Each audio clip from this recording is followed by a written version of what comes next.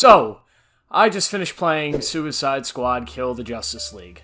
Brand new game from Rocksteady, and as you could tell by my very depressed tone, this is a heartbreaking game. Now, I just want to preference I am a little bit late on this. I meant to get this review out about a week ago. My plan was to buy the game, was to play the entire game in one day, one sitting, hopefully. 10 hours, I heard it was, so just one sitting, and then get a review out, but God, did this game become such a chore to play every day, but I'll get into everything. Before I get into Suicide Squad Kill the Justice League, I just want to kind of give you a background on where I'm coming from in this review, what kind of fan I am on this game, because I'm sure you've seen a lot of reviews for this game already, and you know on my YouTube channel, I do a lot of movie stuff. You don't know too much about my gaming history, but my favorite game series of all time are the Batman Arkham games. I think they are fucking perfect from top to bottom. Every single one of them. Even Arkham Origins, which a lot of people shit on. I love that game. Warner Bros. Montreal made a banger. It's definitely not one of the best, but it's really, really great. But I played the first ever Arkham game, Arkham Asylum, all the way back in 2009. I was only 8 years old. I played through the whole thing, and it was one of my earliest experiences into like the realm of gaming and playing these long-form, single-player, story-based video games. And more so than just gaming, storytelling in general, and Batman as a character who to this day is one of my favorite characters in anything, and it's mostly because of the Arkham games. Because soon after Arkham Asylum, I played Arkham City on release date. It was the most excited I had ever been for a video game to that point. I was only like 10 years old, played the whole thing on the first day, played it again on the second day, absolutely loved it. I've played Arkham City a million times since then. I think it's one of, if not the greatest video game ever made. Then of course you have Arkham Origins in 2013, which was kind of like the filler game made by WB Montreal. I thought it was fantastic. I had so much fun with it. And then come 2015, you get, which in my opinion is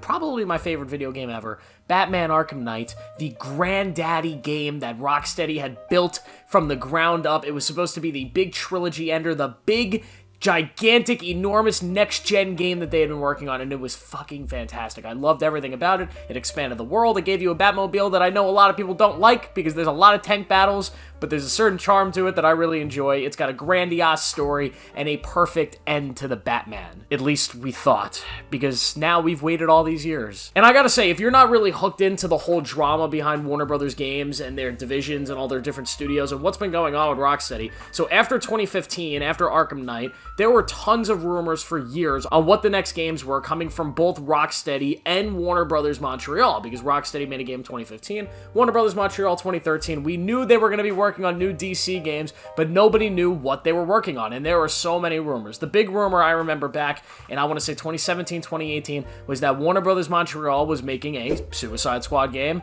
and that Rocksteady would be making a Superman game, and this at the time sounded exciting. But then we started hearing a drama. We started hearing that the Suicide Squad game that Warner Brothers Montreal was working on had been canceled, and now they're working on a Damian Wayne Batman game. There were tons of leaked images that I may or may not be showing on screen right now. I just don't know if I'll get in trouble for showing them, but there was a ton of leaks of that game. It was supposed to be a sequel to Arkham Knight following Damian Wayne's Batman decades after Arkham Knight. That sounded great. It got canceled. There were also rumors that Warner Brothers Montreal was working on a Superman game themselves. There were rumors that Rocksteady was now working on a Justice League game. The rumors were spiraling and spiraling and spiraling, and months and years went by. This went on for so many years that we just kind of got the assumption that no matter what these two studios were working on, it was going to be something great. And then Warner Brothers Montreal announced their game, and it was a garbage live service game called Gotham Knights, a game that had none of the identity and none of the grandiose and amazing stuff that you get in the Arkham games. Instead, stuffs it all out for a garbage combat system, a mediocre story, and just an experience that's nowhere near the level of the previous games they've made. But then Rocksteady announced their game, Suicide Squad Kill the Justice League, this big single-player story game. That's what they stress, single-player story-based game where you take hold of one of the members of the Suicide Squad and you fight the Justice League and hopefully, possibly, potentially, maybe kill them, and then you fight Brainiac, right? That's the whole basis of this game. It's going to be a sequel to Arkham Knight, and it's going to be a big Rocksteady game, and I was so excited. And then they showed gameplay, and it became very obvious that this was going to be another gigantic live service mess. Now, over the last couple months, as different journalists, different YouTubers got their hands on the game and really started shitting on it, and after more gameplay came out and more people started shitting on it, I wanted to be careful. I didn't want to shit on the game too much. I wanted to give it a chance because I love Rocksteady, and there's no chance that they worked on this game for, nearly 10 years. 10 years to put out a pile of shit. I knew there had to be something more to this, so I waited, and I got the game. They put out a pile of shit. Now let me be clear. This is not the worst game in the world. It's not even probably the worst game of the last 6 months. There's a lot of terrible games out there. This is not one of them. This is actually, at its core, if it was made by any other studio, a fine, standard game. The issue is that this game was made by one of, if not the best gaming developer out there, a studio that has redefined this genre, has inspired the brand new Insomniac Spider-Man games to their core. This is just one of the best studios who we've been waiting on a new game for almost a decade, and this is what we get. And this game is a perfect example and a perfect piece of evidence to support the fact that they probably had 2 or 3 other games that were canceled before they decided to work on this one. I'm willing to bet you there will be some sort of leak that says they were working on a Superman game or something that got canceled and they had to piece together a garbage live service game last minute, because what the fuck is this game? Suicide Squad Kill the Justice League lets you play as Harley Quinn, Captain Boomerang, King Shark, and Deadshot, or one version of Deadshot. They did like a race swap, and honestly, they probably should have just said nothing and ignored it, but they decided not to ignore it, so apparently there's 2 Deadshots in this world. Stupid. They could have just put a different character if they didn't want to have to do that, or just not say anything, like who gives a shit? But they're thrown into Metropolis, a beautifully built world, and I'll get into more of the world building in a second, but a world that does look genuinely gorgeous, and you get thrown into this world by Amanda Waller, and you have to go and fight the Justice League, who have been corrupted and taken over by Brainiac. Members of the Justice League include Green Lantern, The Flash, Batman, Superman, and Wonder Woman, who is not corrupted. So only 5 members of the Justice League. I'll also get into that in a little bit. But you go into this world, and essentially, it opens up extremely strongly. The opening of this game got me so excited, because it felt like a Rocksteady game. It felt like an Arkham game. You're quickly thrown into all these story-built missions, these missions that are very cinematic in a sense. There's a whole section with Batman. The introduction to the Hall of Justice is really cool. You know, trying to figure out how to play as each character, although it never felt natural. Like, none of the gameplay felt great to me at first. It was still exciting just thinking about the possibilities of the gameplay. It just all was so great. The opening of this game is fantastic, and I'll give it to them 100%.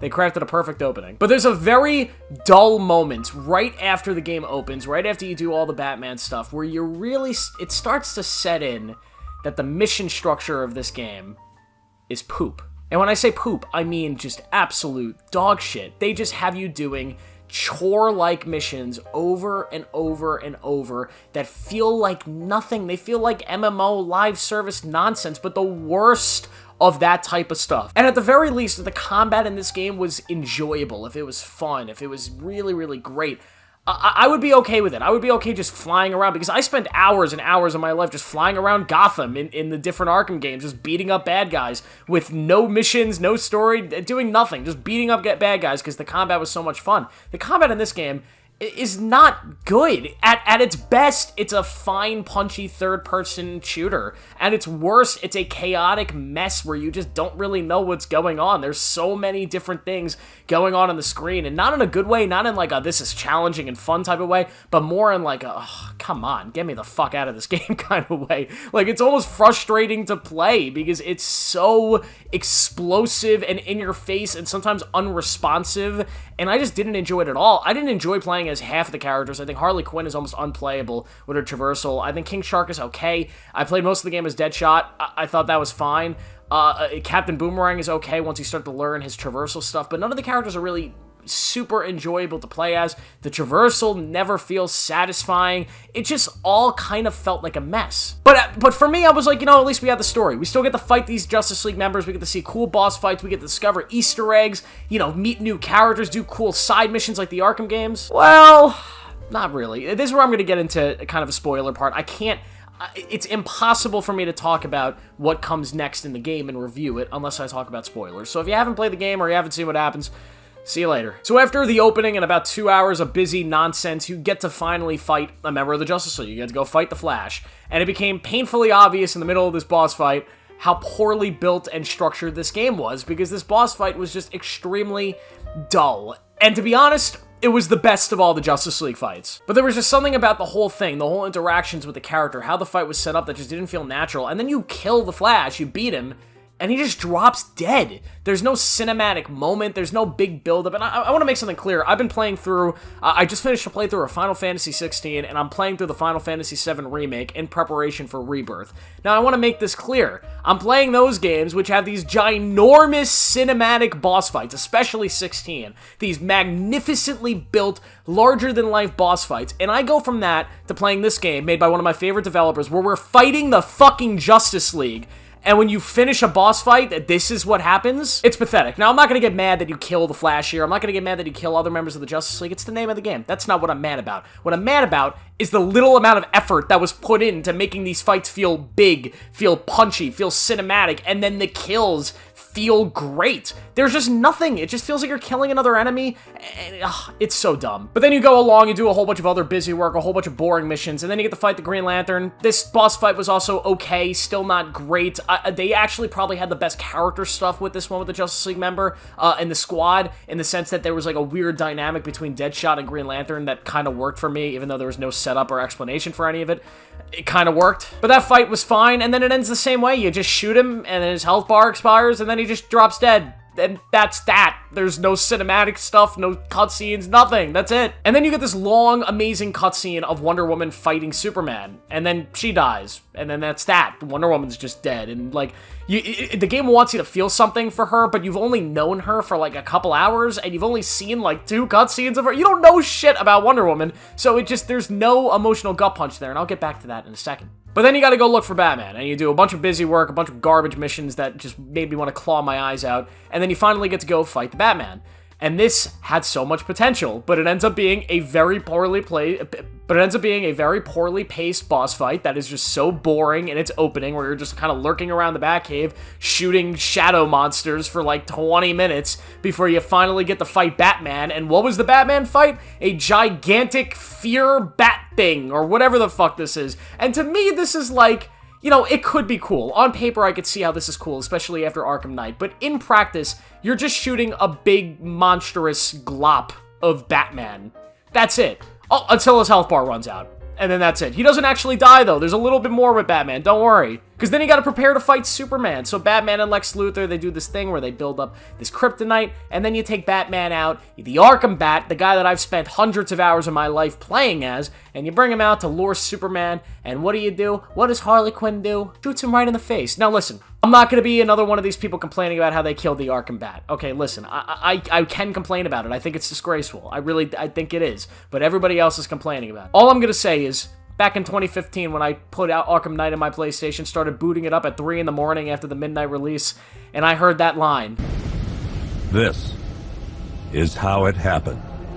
This is how the Batman died. I can promise you, this is not what I was picturing. All I'm gonna say, like, I'm not gonna be the 100,000th person to complain about this, but the one thing that I will say is this game would have been 50,000 times better story-wise if they would have just swapped Wonder Woman and Batman. Just let Batman have taken that heroic role of fighting against Superman and then having the heroic death of dying to Superman. I don't know why they didn't do that. Maybe it's because it's been done to death, this idea that Batman's kind of like the one guy that takes on Superman and can't be corrupted. This idea that, you know, it's been done kind of like in the Injustice stuff and in Batman v Superman. Maybe they wanted to switch it up with Wonder Woman. The only issue is that Wonder Woman isn't a character that we really cared about in this universe yet because we didn't know her well enough versus where Batman was.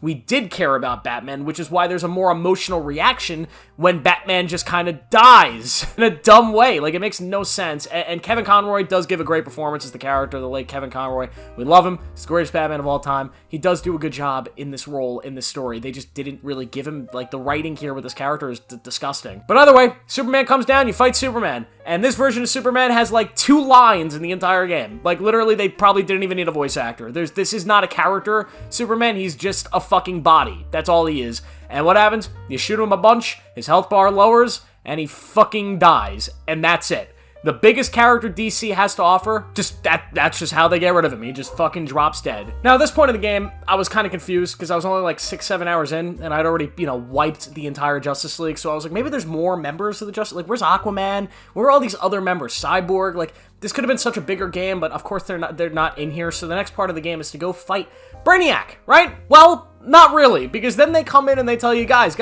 Fighting Brainiac would be cool, but you know what would be even cooler? Fighting 13 Brainiacs over the course of 13 seasons over the next couple years, because this is a live service game. And immediately, as soon as I heard that revelation that there were 13 Brainiacs and 13 different multiverses, I said, on paper, that sounds like a great idea, but wow, what a stinky fucking idea it actually is. So then you do a bunch of just agonizingly bad busy work, some trailing missions, some escort missions that are just so bad and so horrible to play through because the combat is just so old at this point. And then you fight Brainiac, it's a Flash boss fight 2.0, you kill him, and then the game's over.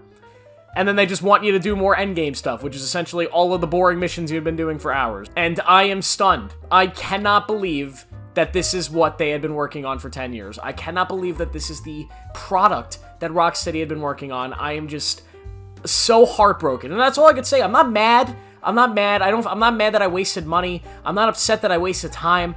I'm just heartbroken because I was so excited for years and so looking forward to what this studio would make and what would come out of their studio after the literally hundreds of hours I put into their previous games. And the fact that something, and I don't know if it was the studio above them or what it is, but some force came in and interfered and made it so this was the product that we got, that a live service nonsense game which doesn't even deliver on its promise. Like, yes, it's called Kill the Justice League, and you do kill the Justice League, but they do, like, the bare minimum with that. And, like, a lot of people are complaining that you kill the Justice League. It's a dumb thing to complain about in this game. I was completely sold on the idea of tracking down each member, figuring out their weaknesses, having great big boss battles, and having to kill them. That's a cool concept, but they just do the bare minimum. The boss fights, you just shoot. You just shoot them. That's it. Every boss fight is the same. You just shoot them and then they drop dead. No cutscene, no cinema, nothing. They just drop dead. It's so bad. It's so poorly done. There's not even an ending in this freaking game because you have to play through the next 13 seasons that nobody gives a shit about with this goofy-ass Joker that's coming in Season 1. Like, it's so frustrating. It's so heartbreaking. And it would be okay. Like, listen, if the base game was at least fun, I can understand the live service model. The gameplay, to me, is just not very fun. It wore off after 2-3 hours. I was done with it. I never wanted to touch it again. And everything after that just felt like busy work that I had to do to get to the next story beat, which is so heartbreaking. The world, it looks gorgeous. A part of me feels like this world was built for a different game, or this is like kind of the bones of what was a Superman game at one point, because the world is designed beautifully. Metropolis looks amazing. This futuristic, yet very modern city that has all these different beautiful colors, and the buildings are crazy, and you have like the weird tram system. It's crazy. Once you actually get on the ground and realize how empty the city is, that's when it becomes bad, but the actual design of the city is beautiful, as is every city that, you know, that they have built at Rocksteady. So a part of me definitely believes this was probably concept for a different game, the actual world building here, and it just ended up being in this one, because it's the best part of the game by far, just how the city looks. The game doesn't look great. I mean, it looks fine for next-gen consoles. It runs fine, 60 FPS. I only had one crash. I know a lot of people have been having problems with that. I didn't really have any glitches, so the game ran fine for me, but it doesn't look better than Arkham Knight, which came out 9 years ago.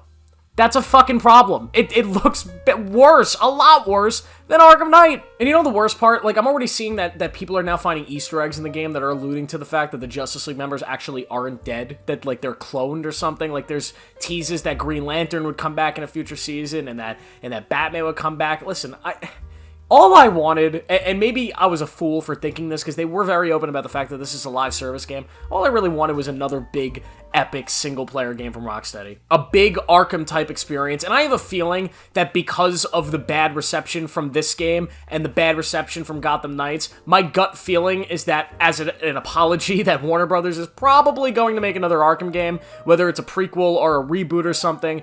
It's just my gut feeling. I feel like it's inevitable at this point that either Warner Brothers Montreal or Rocksteady will pump out an Arkham game as fast as possible just to try to get some good press after the atrocious press they've been getting over this stuff. So at least I can maybe be excited about that. We probably are going to get that, and that's exciting. We do also have, you know, Insomniac's Spider-Man game, which has sort of filled the void of the Rocksteady Arkham games kind of going away, and those games are essentially the same structure, the same style of video game, just with Spider-Man amazingly built. But it's just, I can't express to you how heartbroken I am over this. I really am. I would have defended Rocksteady to the end of the year. The last 2 years, I've been rejecting all the negative media about this game. I've just been thinking, man, when people actually get their hands on it, it'll be great. When we actually get to see the story and the characters, it'll be great. When we actually get to play it, it'll be great. And it's not! This game proved to me once more that the live service genre needs to sort of die off, at least when it comes to big studios making them. The best live service games are games that kind of came out of nowhere, like Fortnite, like PUBG. Of course, Call of Duty has now become a live service game, but it's essentially the original live service game. It's been one for like 15 years. Nobody really knew what to call it back then. But yeah, but outside of that, like, there's no company, big company, making one of their major franchises into a live service and having it be a success. Look at the Avengers game. Thank God Sony has sort of realized it, which is why they canceled The Last of Us Factions. It's why they canceled the Spider-Man live service game, which might have actually been kind of cool based off the stuff that leaked from it. But a lot of stuff got canceled because they know live service isn't really what the fans want, and it doesn't work. It's like catching gold, man. It's like finding gold. It's so hard to get it right, and sometimes studios do, but when you try to force it, it never works, and this game definitely does not work. At all. At all. So I'm gonna give Suicide Squad Kill the Justice League. This pains me. I gotta give it a 1 out of 5, man. You know what, fine. I'll give it a 1.5 out of 5. I said earlier in the video it's not the worst game ever, like it's standard, so I'll give it a 1.5. If it wasn't made by Rocksteady, maybe a 2 out of 5, but because of the heartbreak, we'll take off half a point. So that's the video, guys. I know it's a long one, but I needed to vent about this one. Like, God. Hope you guys enjoyed it. Please make sure to like and subscribe, and I will see you in the next one.